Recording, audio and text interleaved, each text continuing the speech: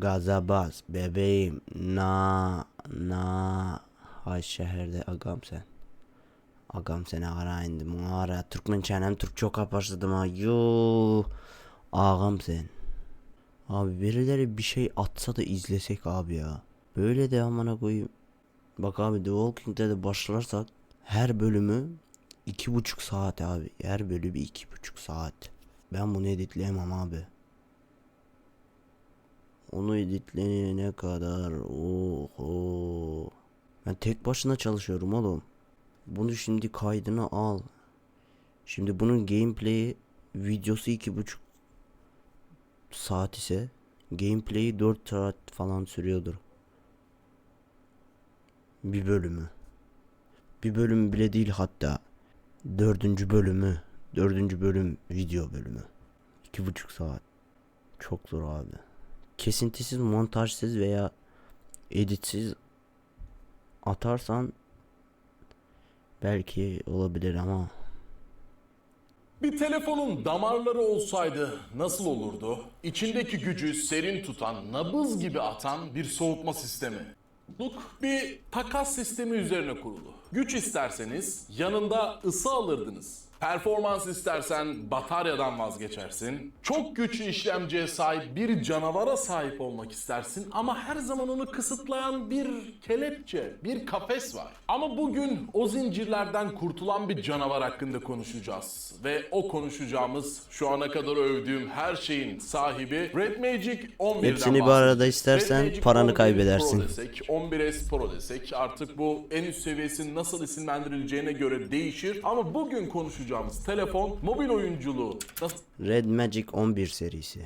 nasıl isimlendirileceğine göre Yani 11 Pro Max falan filan mı? değişir. Ama bugün konuşacağımız telefon mobil oyunculuğu ve daha önce yapılmayanı yaparak kendini farklı bir konuma koyacak o marka. Kanalımızda Red Magic 10S Pro ile ilgili gerçekten güzel videolar izledik. Onun da tasarımı çok güzeldi. Fanının olması, ekstra özellikleri, tetik tuşları, yazılım desteği ve FPS aşırttırma yazılımı, görüntü düzeltme yazılımları, yani birçok özelliğiyle mobil oyuncuların hayalindeki sistemi ortalamanın altında bir fiyatla insanlara sunuyordu. Ve bugün de Red Magic 11 tarafında ne gibi sızıntılar var, ne gibi özellikler gelmiş ve arka planda yatan yeni sıvı soğutma sistemi sayesinde neler kazanacağız, neler kaybedeceğiz, bu videoda bunu göreceğiz. Ufak bir hatırlatma yapacağım. Her oyuncu bu ısınma hissini bilir. Maçın en kritik anı ve telefonunuzun arkası bir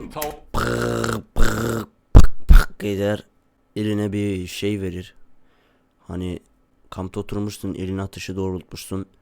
Bir anda elinin ortası veya avucunun içi terlemeye başlar ya, öyle bir hissiyat geldiği anda oyundan atar seni. havaya dönmeye başlar. Performans düşer, parmaklarınız terler, oyun biter. Red Magic bu sorunu daha Aynen. hızlı bir fan takalım demek yerine mühendisliği harbiden baştan yazmış. Karşınızda AquaCore soğutma sistemi. Bu bir telefona sığdırılmış bir oyun bilgisayarı soğutucusu gibi. İşlemciden çıkan ısıyı önce devasa bir buhar odası emiyor, sonra o minicik pizoelektrik pompa bu özel sıvıyı damarların içerisinde dolaştırarak ısıyı dağıtıyor. Ve son darbeyi dakikada 24.000 devirle dönen o sessiz canavar sunuyor. Turbofan 4.0. Sonuç Dakikada 24.000 devirle 24.000 devir. Dakikada 24.000 kez mi dönüyor?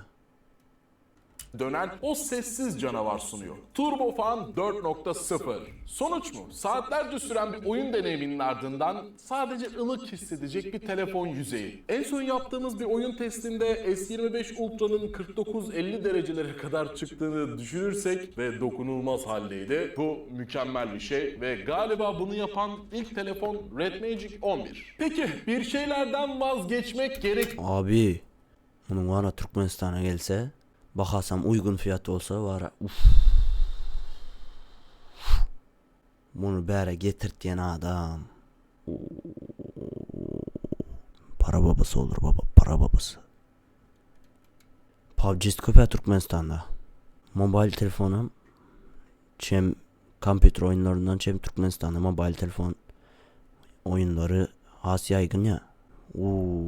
Şu an düşündüm de abi patlar abi. bu sıvı soğutucu sistemi bu telefonun içerisine koymak için. Dayanıklılık. Bir oyuncu telefonu genellikle pamuklara sarılarak korunması gereken narin bir cihazdır. Yağmurdan, dökülen bir içecekten korkardınız. Red Magic bu korkuyu IPX8 suya dayanıklılık sertifikasıyla yok ediyor. Evet, o fan çalışırken bile suya dayanıklı. Bu mühendislik bence gayet iyi bir çalışmanın sonucu. Artık bu canavarı dışarı çıkarmaktan korkmanıza gerek yok dostlar. Fana bir şey kaçacak mı? O fan toz tutuyor mu? İçerisine su döksek ne olur derdi artık Red Magic 11 ile de ortadan kalkıyor dostlar. Yani dayanıklılık konusunda da ödün vermemiş, daha da gelişmiş bir sisteme sahip olmuş olduk. Peki bu telefonun bataryası ne dostlar? Asyalı markalarda 7000 mAh'e kadar, standart telefonlarda bataryanın çıktığını gördük. Red Magic 11 bu konuda da oldukça iddialı ve 8000 mAh'lik bir batarya işin içine koyuyor. Ama işin sihri burada başlamıyor. Bu telefonu şarja taktığınızda işler daha iyi hale geliyor. Bypass şarj denilen bir sistem var. Yani şarjdayken oynadığınızda telefon gücü bataryadan değil, direkt prizden alıyor. Bu ne demek? Isınan bir batarya yok. Batarya ömrünü kısaltmak yok. Sadece oynamaya devam ediyorsunuz. Bu mükemmel bir özellik. Red Magic 11 bunu ilk yapan telefon değil. Daha önce farklı markaların bunu yaptığını gördük. Ve hatta dizüstü bilgisayar sektöründe uzun süredir var olan bir şey. Telefonlarda da yaygın olarak kullanabiliyor olması, Red Magic 11 ile bir gün şarj kablosundan uzak bir oyun deneyimi yaşamak istediğinizde hala sağlıklı ve tam dolu duran 8000 mAh'lik bataryanızı gönül rahatlığıyla kullanabileceğiniz anlamına geliyor. Ve batarya aslında bir telefonun en çok ısınmasına yol açan şeylerden biri dostlar. Ve bu etmeni de ortadan kaldırdığınızda çok daha serin bir deneyim bizi bekliyor. Ekran tarafında bir delik veya çentik yok. Sadece oyuna odaklanabileceğiniz geniş bir ekran var. Peki oyuncu telefonu kamerası. Red Magic 50 megapiksellik çift ana kamerasıyla bu algıyı da yıkacak dostlar. Sınıfının en iyisi mi? Kesinlikle en iyisi değil. Ama artık yeterince iyiden çok daha fazlası. Gündelik anlarınızda en az oyunlarınız kadar gerçekten güzel bir şekilde kaydedebileceksiniz. Red Magic 10S Pro'yu oyunlarınız kadar gerçekten güzel bir şekilde çok daha fazlası. Gündelik anlarınızda en az oyunlarınız kadar gerçekten güzel bir şekilde kaydedebileceksiniz. Ha yok. Bu Hasanot. Pro Plus'da Hasanot'u ben fikir ettim. Cepteki ön çıkmasına rağmen cepteki kamerası olmuş. Red Magic 10S Pro'yu incelediğim süre boyunca her zaman şuna odaklandım. Hiçbir zaman benim önceliğim kamera değildi dostlar. Ve hatta Red Magic'in o tuğla gibi tasarımı, kameranın tamamen içeriye gömülü olması benim aşırı hoşuma gidiyordu. Hem telefonu oyun oynarken böyle tuttuğumuzda rahatsız edici ekstra bir çıkıntı olmuyor, hem de masaya koyduğunuzda gayet masayla tam temas halinde olan bir telefon oluyordu. Ama kamerası kötüydü dostlar. Red Magic 10S Pro'ya kamera testi yapma gereği bile duymadım. Çünkü ilk elime alıp kamera uygulamasına girdiğimde, etrafımı izlediğimde, ön kamerasını açtığımda harbiden çok da iyi olmayan sahnelerle karşılaştım. Bunu birazcık da olsun düzeltmeleri oldukça iyi. Ama 55-60 bin lira verdiğiniz, hatta çoğu zaman daha ucuza satın aldığınız 47-48 bin liraya satın aldığınız bu üst seviye oyuncu telefonu hiçbir zaman düz bir S25 ya da düz bir iPhone 17 kadar iyi fotoğraf, iyi video çekmeyecek dostlar. Bunu da belirtelim. Şimdi çıkan son sızıntılara göre Red Magic 11 Pro'yu mu tercih edeceğiz? Red Magic 11 Pro Plus'ı mı? Bu isimlendirmeler değişebilir ama en üst 2 versiyondan bahsediyorum dostlar. Pro maksimum dayanıklılık, 8000 mAh batarya ile prizden en uzun süre uzak kalmak isteyenler için. Pro Dinlerler. Plus maksimum Buradan hız bir ara ve gelse. rahatlık, biraz daha küçük 7500 mAh batarya ama 120 What? hız ve ile prizden en uzun süre uzak kalmak isteyenler. Bir dakika tezden. Değişebilir ama en üst 2 versiyondan bahsediyorum dostlar. Pro maksimum dayanıklılık, 8000 mAh batarya ile prizden en uzun süre uzak kalmak isteyenler için. Pro Plus maksimum hız ve rahatlık, biraz daha küçük 7500 mAh batarya ama 120 Watt kablolu, 80 Watt'ta kablosuz şarj ile geliyor. Red Magic 10S Pro'da Aynen. kablosuz şarj özelliğinin olmaması benim çok canımı sıkıyordu. Olması da artık büyük bir avantaj ve çok hızlı bir şekilde bunu entegre etmişler. Direkt 80 wattla sektöre girmişler. Burada seçim yaparken daha uzun oyun oynamak mı istiyorsunuz? Bu 500 miliamperlik bataryanın yarattığı fark ya da telefonunuzu daha hızlı mı şarj etmek istiyorsunuz? Tamamen tercih sizin. Yani bunun aydı oturanı bir zaryada koysan reski dolayıp son zaryattan ayırıp yine de tezden oyuna girmek isteyen mi? Ya da bir ayranına layık 10 mod oynayıp son zaryada sokan son karaşı iyi oturanın gerek mi diye. Burada Pro versiyonunu alırsanız da performans anlamında bir şey kaybetmezsiniz. Sadece Pro Plus'ı alırsanız kablosuz şarj özelliği ve 120 watt kablolu hızlı şarj özelliğinden ekstra yararlanmış olursunuz. Kablosuz Yani chat'tekiler hem yan chat'tekiler hem de çoğunlukla aynı. Karışmayan 2 bir. Ya men fikrimçe de o zaryada tiz alanı go. Sen uzak yolu dine nemin ya. Sen bul gamers ki telefona. İgravoy telefonu olan için de çıkarıp sen yolda bir meselemine berde olmuyor. Berdekleri etmez onu. Yine çıkaryan telefonunu yola gitsen mesela velayetler arası ya zatta yola gidende samolyotta zatta ya da poyuzda zatta oynap oturmacağına belli. Şoňa gerek de ya uzak yola gidende kendi batarya zaryady gowy saklasın diyecek olsan. Zaryadyny gowy sakladyp näme edeceksen? Ondan näme alýan? Pesrak vakasında kıyın alýan ýene zat etýän. Zaryada koyanda eski dolduruyor. Hızlı şarjda. şarj özelliğinden dolayı ben Pro Plus'ı tercih ederdim. Uzun lafın kısası. Gördünüz bulan Pro Plus'ı. Red Magic 11 çok fazla konuşulacak. Bizim kanalımızda da videoları çok fazla sevildi. Red Magic 11 çıkar çıkmaz onu temin edeceğiz ve sizin karşınıza en güzel testlerle, en iyi deneyim videolarıyla gelmeye devam edeceğiz. Ama şunu da eklemek istiyorum bir mobil oyuncu olarak. Her ne kadar güçlü telefonlar günümüzde çıksa da mesela Dimensity 9500 barındıran bir telefonun Ray Tracing özelliğinin olması mükemmel bir özellik. Gayet iyi. Qualcomm'un Snapdragon 8 Gen Elite 5'inin çok yüksek FPS değerlerine ulaşabilmesi ve her oyunu en yüksek ayarlarda çalıştırabiliyor olması mükemmel. Ama piyasada konsol kalitesi seviyesinde diyebileceğimiz mobil oyun kıtlığı var dostlar. Ya da Asya pazarından sürekli yağmur gibi üzerimize gelen gacha, sıra tabanlı RPG'lerin ötesine çıkamayan bir mobil oyun sektöründen bahsediyoruz. Hakikaten yani var ya ne üçündür mobil oyunu grafika taraftan pes ettiler. Hem grafika taraftan bir taraftan grafika taraftan hem oynayış taraftan yaman oyun az abi. Oyun az. Hem de eski oyunlar, zatlar vardır. PUBG'nin mineserede PUBG'nin oynanış mekaniği gowy. PUBG yine bizde Türkmenistan'dayken yaygın ha. Oynanış mekaniği gowy. Yani grafika neme? Grafika taraf oyun değil la indi bu rekabetçi oyun ol. PUBG. Indi ben mesela metro atayım. Rekabetçi oyunla mesela metrmayın dur benim yanlışım. Call of Duty var. Bir gece oynadım ben. Grafikası normaldi. Yani aşırı neme var. Aşırı değil pardon. Sonsuzluk. Olam rekabetçi oyun. Yani onun PUBG Mobile seridinde grafikası has onat. Grafikalı hem rekabetçi oyun istesen zat vat soğan. CS2'nin telefon mobile görünüşü. Näme diýle stand-off mı? Şoňal bir zat olmaly. Şol wa Fortnite'da mazrak animasiýa ýaly grafikaly. Tagmynýal grafikasy näme däl şoňa. Ol azrak multik tarafa kaçýda. Aýony taksir edende Call of Duty hem grafika tarapdan hem oynanış mekaniği hem rekabetçi oyunluk tarapdan Call of Duty gowy oyun. Telefonlara näme üçin men bilmeýän kompýuterda ýaly özen gösterip spesialny telefon üçün gowy grafikaly hem hikayaly ne meselem GTA ýaly zatlar çıkarmaýarlar. Edip bilseler çıkarýarlar ha.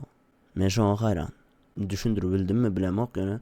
Meniň aýtjak bolýanym da gysgaça näme üçin spesialny telefon üçün diýilip gowy oyun grafika tarapdanam, hikaye tarapdanam, oynanış tarapdanam gowy oyun çıkarmaýarlar. Men şoňa hayran. Bu da benim canımı sıkan ayrı bir nokta. Yani şöyle baktığım Telefonlarda da mine seredin. şu vakta çenli oyun alıp gelen telefon oyunları seyredin. Oynanış mekaniği taraftan. 3. şahıs shooter. Bir PUBG Mobile var. Qalanı şu vakta çenli trend olan oyun. Bir dakika lan telefondan görecek. Zarya dönen ha telefonla. Yok abi yok. Seyred ön Clash of Clans vardı. Clash Royale vardı. Onlar hem meşhur men fikrimçe näme geliyorlar? Strateji oyunlarına. Haydi başta bir top 5 platına girelim. Roblox grafika taraftan bok gibi. Hem çağ oyun. Subway Surfers grafika değil. Dıngaca vakt ötürme oyunu. Block Blast birinci yerde doş vakt. Oğlum prosto vakt ötürme oyunu. Teacher Simulator diye. Oğlum grafika taraftan bok gibi. Paper.io grafika taraftan bok gibi. Pianino müzik grafika taraftan bok gibi. Hall.io hem o iyi oyunlar. Vakt ötürme için. Top platına geledi. Minecraft şimdi bütün dünya grafika taraftan zat değil yönü çeşitlilik var Minecraft'ta. Çeşitlilik var abi. Seyret Minecraft'ta hardcore modu var. Abi her hili nemedi biliyorum. Minecraft'ta sürekli aboneliğine gelip duruyor düşündüm. Real Flight Simulator. Onda da seyret grafika taraftan go değil olam. Simülatör oyunu bu. Ha daydıp du. Sen belli bir zat ettiğin. Hikaye yok. Poppy Playtime.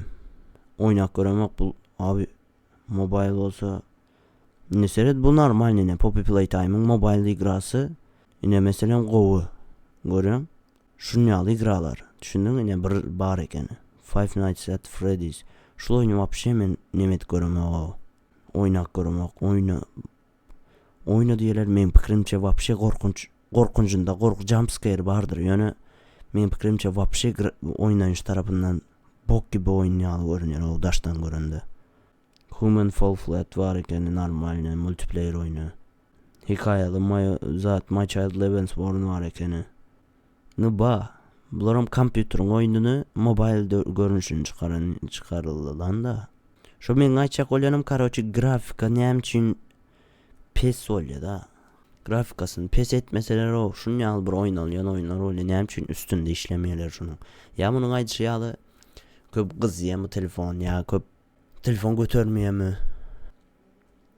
Bileme vay karacı. Zaman bence bahsediyoruz. Bu da benim canımı sıkan ayrı bir nokta. Yani şöyle baktığımız zaman bence artık bilgisayar ve konsol oyunlarının daha hızlı bir şekilde mobil platformlara optimize ve port edilmesi gerekiyor. A19 Pro, A18 Pro Apple chipsetlerle beraber nasıl yüksek seviye konsol ve PC oyunları App Store'a geliyorsa Android tarafında da bunun artık hızlanması gerekiyor. Burada işler maliyetten dolayı yapılmıyor arkadaşlar. Şu an Android Şimdi düşündüm Serhat. Ol başka gap. Ol başka gap.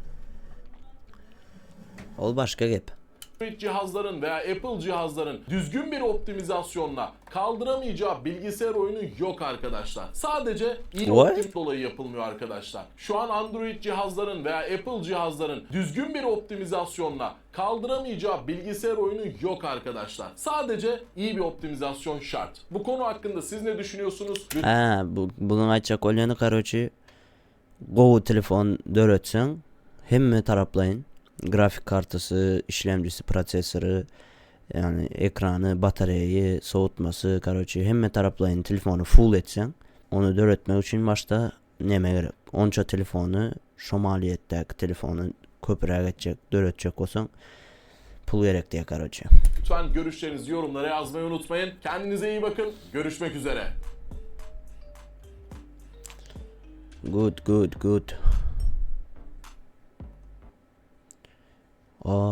Bir teknoloji hem için 26.000 abone.